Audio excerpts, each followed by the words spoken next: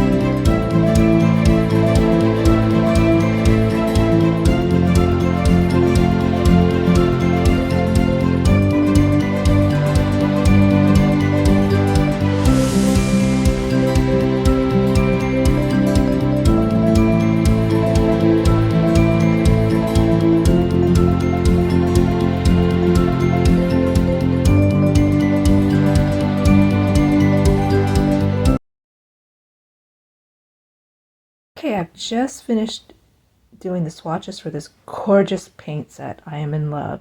I know there's a lot to learn. They are highly pigmented, and I was getting a little scared, but I think they're going to be beautiful for building. They have rich, velvety, smooth texture. They re-wet beautifully. They're smooth as silk. I love them. I highly recommend these Kuretake Gansai Tambi pan paints, traditional Japanese watercolors. All right, we're going to move into our beautiful birthday bouquet. All right, let's keep painting.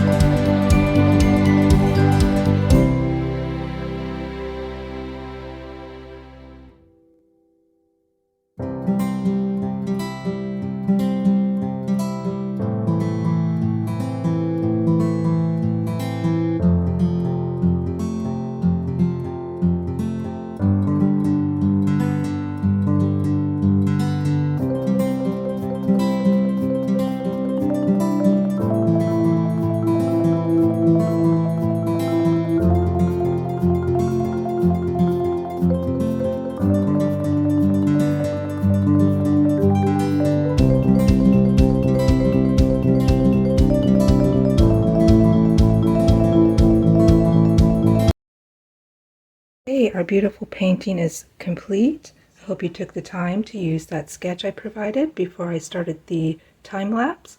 I'm going to pull off this tape. Ah, the big reveal.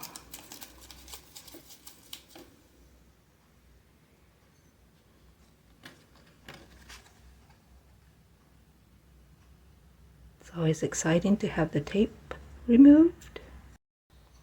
Thank you also for joining me here on my birthday. Appreciate you coming by.